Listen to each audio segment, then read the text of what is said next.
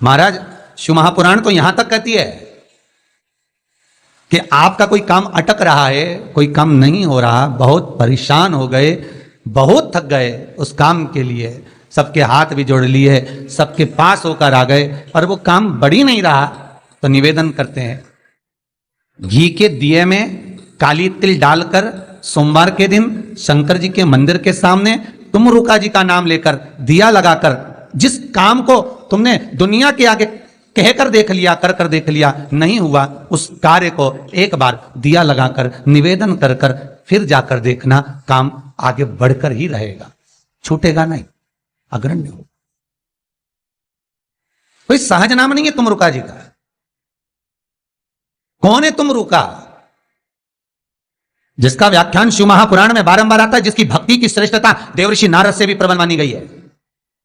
देवऋषि नारद को तो कई बार अभिमान आ गया, एक बार भगवान विष्णु के सामने जाकर कहते हैं कि मेरे बराबर नाम नहीं लेता कोई तुम्हारा। भगवान शंकर के सामने जाकर कहते हैं कि कामदेव को मैंने जीत लिया। ब्रह्मा जी के पास जाकर कहते हैं कि सृष्टि का निराकरण करना आपका काम है, पर मैं सारी सृष्टि का भ्रमण कर लेता हूं एक क्षण में। जो देवऋषि नारद इंद्र के सामने जाकर कहते हैं कि तुम्हें सत्ता का आधिपत्य जताना नहीं आता, आधिपत्य कैसे कहते हैं वो जानते नहीं हो आप, वो देवऋषि नारद जिनके भीतर भजन का बल, तब साधना का अहंकार इतना ज्यादा हो गया था कि देवताओं को भी कई बार देवऋषि नारद को नीचा दिखाने के लिए बंदर का मुख लगाना पड़ा था, अहंकार को छोड़ने के। पर उसमें भी प्रबल तुम रुका जी जो शिव महापुराण की कथा कर रहे हैं, उसमें भी प्रबल।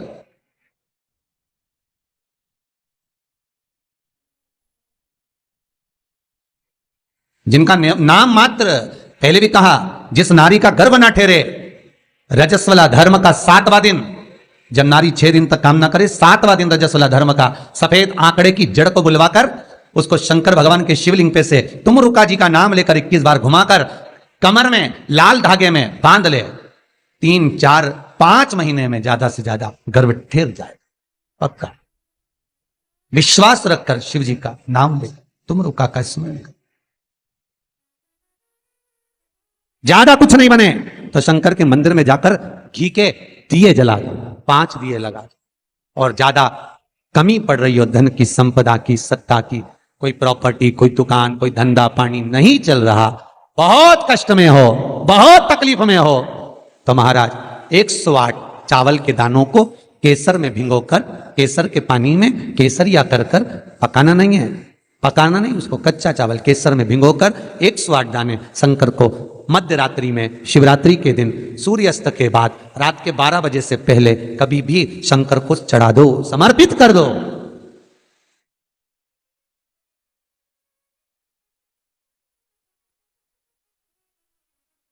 और वही अक्षत के दाने उठाकर वापिस रख लेना ब्रह्म मुहूर्त में सुबह 4 बजे,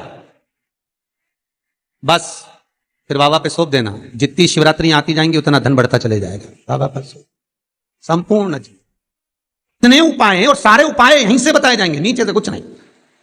नीचे उतरने के बाद हमें कोई मतलब ही नहीं, हम क्या बोले ना बोले हमें उससे मतलब नहीं। ये व्यासपीठ श्री सुखदेव जी की है, ये व्यासपीठ श्री व्यास जी महाराज की है, ये व्यासपीठ श्री सूत जी महाराज की है, और ये व्यासपीठ इन सबसे पहले मेरे देव अधिदेव महादेव की है, जिन्होंने अमर गुफा में अमर कथा माता पार्वती को श्रवण कराई थी। बाकी के तो सुखदेव जी, व्यास जी, सूत जी, ये सब बात के, और सबसे पहला वक्ता मेरा शिव है। तो ये शंकर की गादी पे से जो निकल गया, शंकर की गादी पे से जो बोल दिया, बस उसका अनुभव आप करो, और कर जरूर देखना, उसका अनुभव कर। सुबह 6:42 पर इंदौर से किसी बहन का फोन था, रोते हुए आया था। आप लोग कहेंगे तो मैं नंबर भी दे दूंगा, समीर जी के मोबाइल। 6:42 पे फोन आया था, और रोते हुए फोन आया था कि मेरा एक ही लड़का है और वो वेंटिलेटर पर पड़ा हुआ है। रात को 1:30 बजे से, मैं 1:30 बजे से परेशान हो रही हूँ, फोन पर फोन लगा रही हूँ, रात को कोई उठाया नहीं, सुबह तक लगाकर देख रही हूँ, 6:42 पर फोन। प्रयास रहता है सब उठाते हैं, रात को सब सो गए, सुबह लेट नींद खुली, हम ही हाथ में फोन आ गया और हमने उठा लिया। हमने कहा बहन क्या बात है? बच्चा वेंटिलेटर पर है, उपाय करा कोई सा? डॉक्टर अंदर जाने नहीं दे रहा है।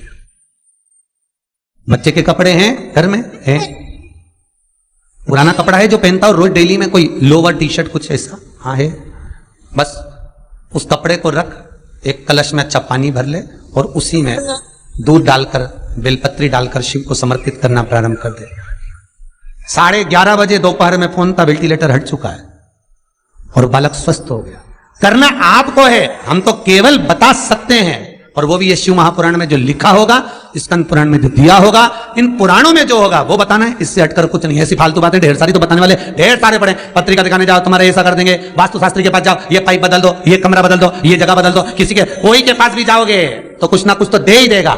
और यहां से तो केवल ना कोई भभूति है, ना कोई हमारे पास में जल है, ना हमारे पास में कोई बेल है, ना हमारे पास में कोई बाबा जोगी है। हमारे पास में तो ये शिव महापुराण है। इसमें जो बाबा ने लिख दिया, शंकर जो कर दिया, कह दिया, बोल दिया, बस उसी का स्मरण आप कर लीजिए। मुझे विश्वास है वो दुनिया का दुख हरने वाला आपके दुख भी हर लेगा, इतना विश्वास रखता हूं।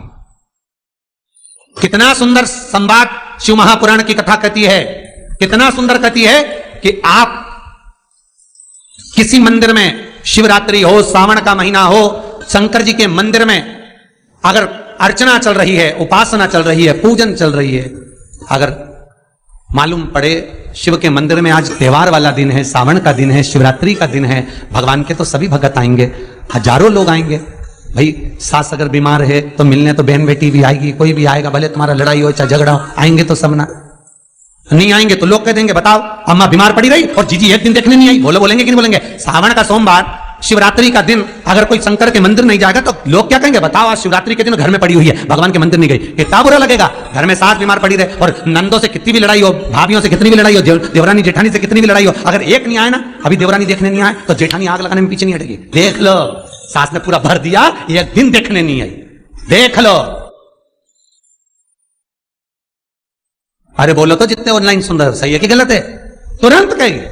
और शंकर भगवान की आराधना कोई तो निवेदन है, जिस दिन भगवान शंकर का उत्सव हो, जिस दिन कृष्ण जन्माष्टमी, रामनवमी, शिवरात्रि, श्रावण का महीना, जिस दिन भगवान के यहाँ उत्सव हो, निवेदन हो, उस दिन सब दर्शन करना चाहेंगे, सब मिलना चाहेंगे। पर कुछ लोग 1000, 2000, 5000 की रसीद कटवा के शंकर जी के आसपास ऐसे बैठ जाते हैं कि इनके बाप की जागीर है, दर्शन भी नहीं करने देते, पानी तक नहीं चढ़ाने देते।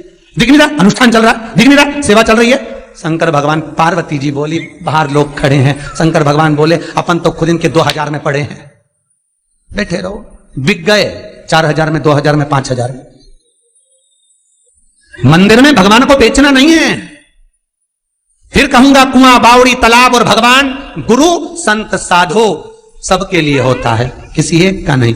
अर्चना करना है, आप एक कोने में बैठ जाओ, मट्टी का शिवलिंग बना लो।